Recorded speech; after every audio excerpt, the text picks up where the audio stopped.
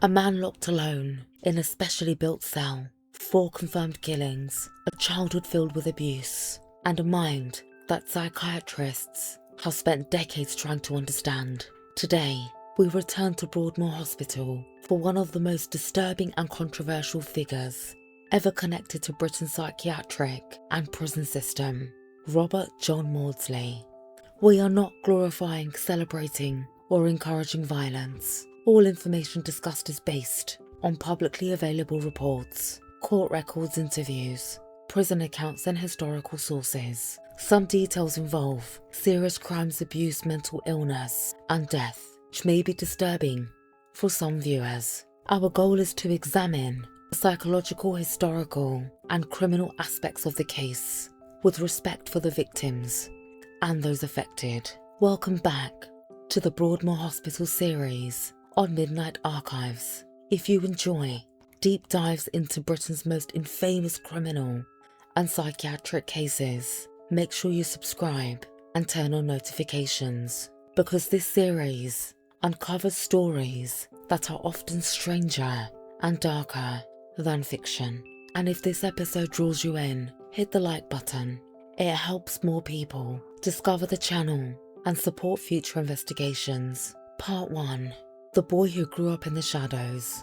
Robert John Maudsley was born on 26th of June 1953 in Speke. He was the 4th of 12 children in a deeply troubled household. For the first few years of his life, Maudsley and several of his siblings lived in a Catholic orphanage in Crosby. At around age 8, they were returned to their parents. According to Maudsley, this marked the beginning of years of severe physical abuse from his father. He would later claim that he was also sexually abused as a child, allegations that were never proven in court but were repeatedly mentioned in accounts of his life. Whether every detail can be verified or not, one thing is clear. By the time social services removed him from his family home, Maudsley was already a deeply damaged child. And this is where the psychological story becomes important. Before he became known to the public, Maudsley had already attempted suicide multiple times and sought psychiatric help. He told doctors that he heard voices urging him to kill his parents. Today, clinicians would describe such experiences as auditory hallucinations, hearing voices or sounds that were not actually present. Over the years, various reports have associated Maudsley with conditions including schizophrenia, which is a serious mental health disorder that can involve hallucinations, delusions, difficulty distinguishing between reality and internal experiences, personality disorder traits, long-standing patterns of behaviour, and emotional responses that can affect relationships, impulse control, and empathy, complex trauma, psychological effects that can develop after prolonged child abuse, neglect, or repeated traumatic experiences. It is important to note that having a mental illness does not make someone violent. The vast majority of people with schizophrenia never commit serious crimes. However, psychologists have long debated whether Maudsley's combination of severe childhood trauma, social isolation, suicidal thinking, and possible psychotic symptoms created a uniquely dangerous psychological profile. One statement attributed him to particularly haunting. He said, "If I had killed my parents in 1970, none of these people would have died." This sentence reveals something chilling. Maudsley appeared to see his later victims as consequences of an earlier failure to confront the source of his own suffering. In 1974, Maudsley killed John Farrell in North London. According to reports, Farrell had picked Maudsley up for sex and then shown him photographs of children he had sexually abused. Maudsley later garroted him and surrendered to the police, telling them that he needed psychiatric care.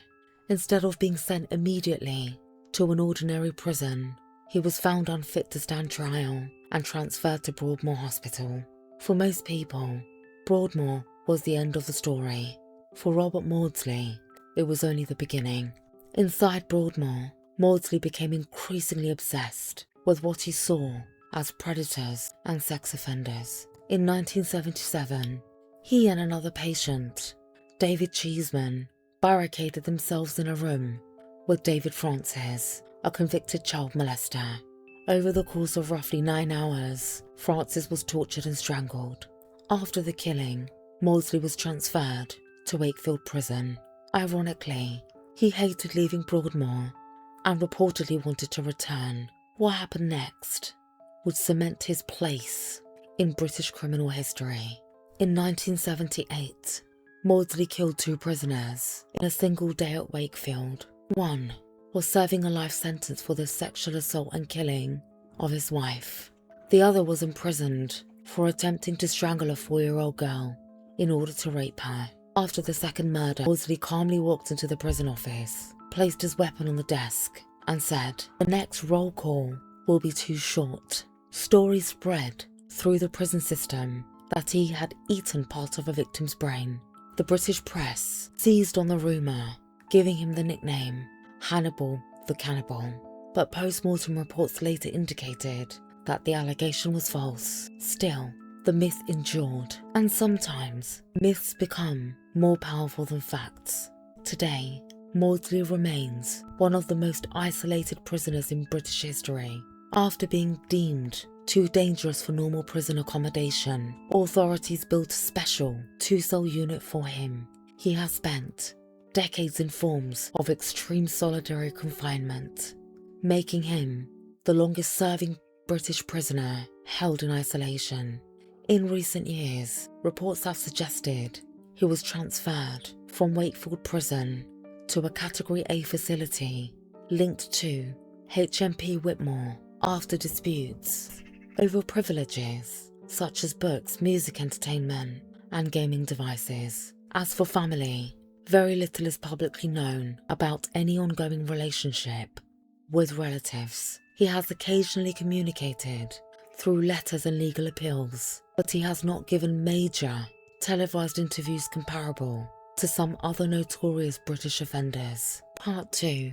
The Broadmoor killing and the day Wakefield changed forever. By 1977, Robert Maudsley was already considered a deeply disturbed patient, but inside Broadmoor Hospital, something happened that transformed him from a troubled man into one of the most feared inmates in Britain. And the most chilling part, the killing was not spontaneous, it was planned.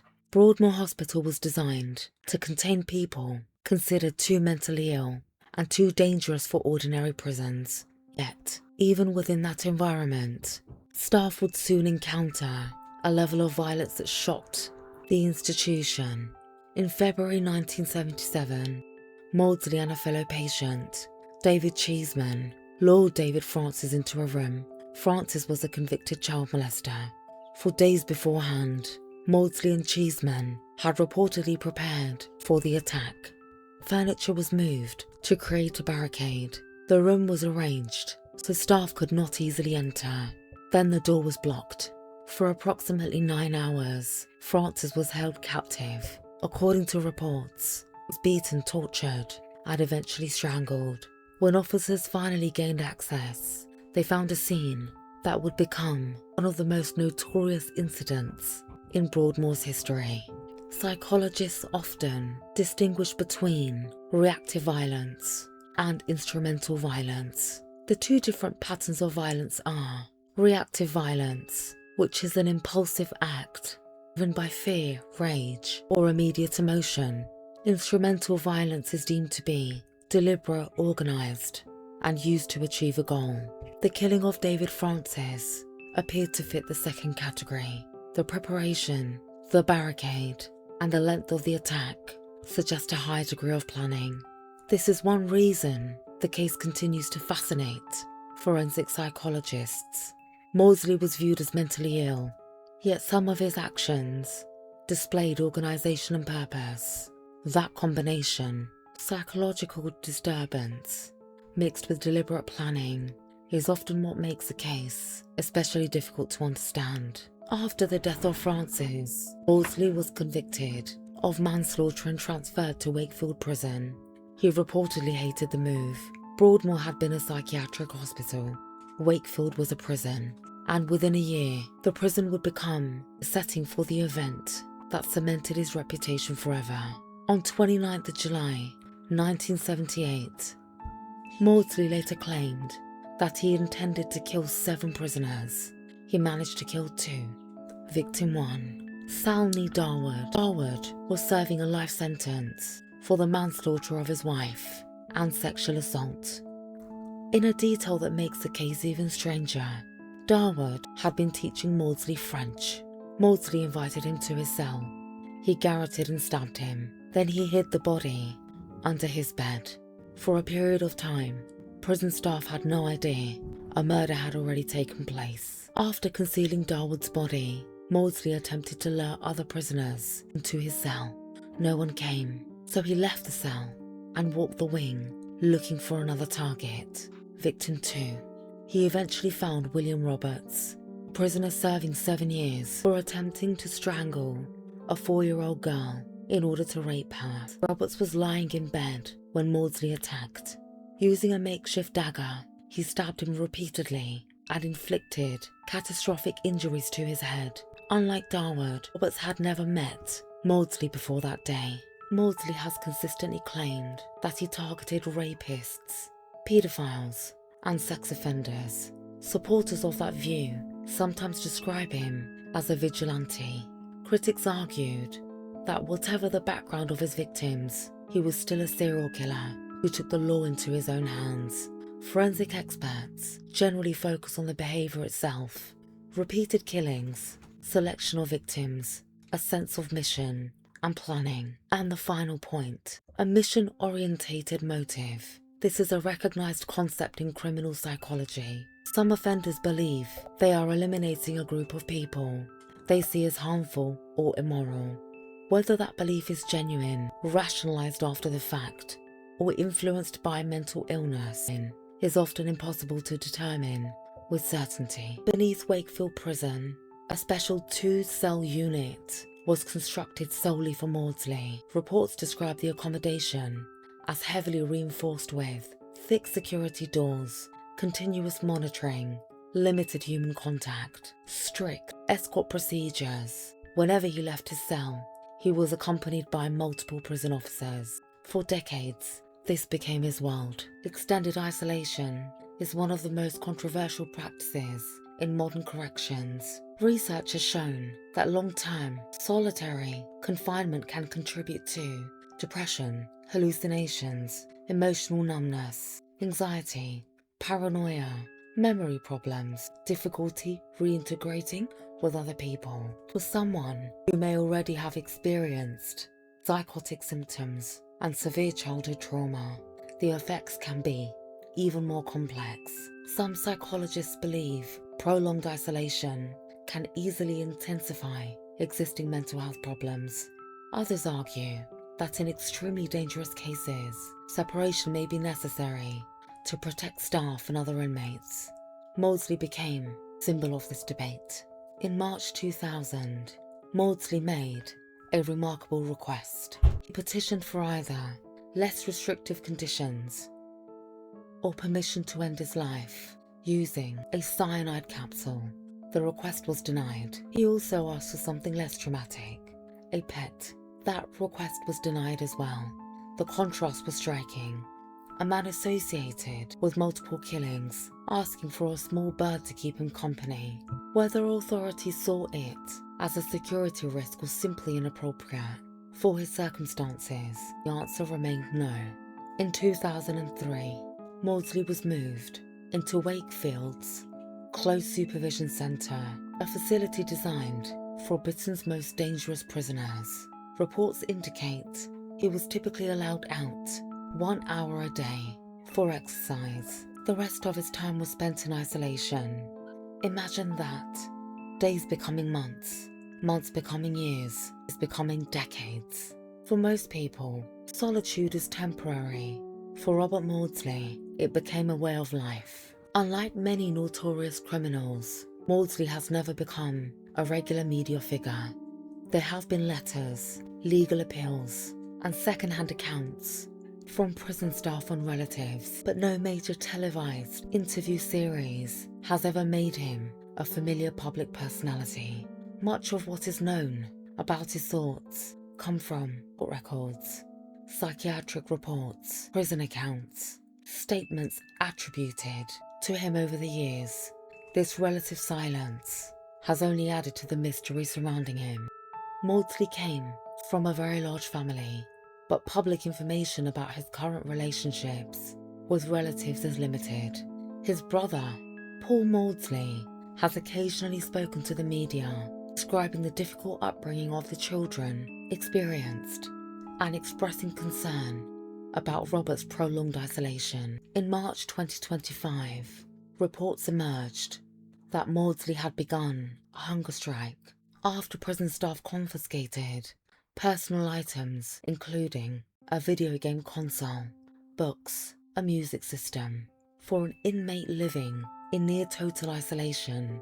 Such items may represent more than entertainment. They can function as psychological anchors, ways of maintaining stimulation, routine, and a sense of identity. In April 2025, it was reported that he had been moved from Wakefield to a Category A facility with HMP Whitmore, although details of the exact status remain limited. Robert Maudsley is now in his 70s. He has spent the majority of his adult life behind bars, and much of that time in extraordinary isolation. To some, he is a vigilante who targeted sex offenders. To others, he is a serial killer whose traumatic childhood and mental illness do not excuse murder.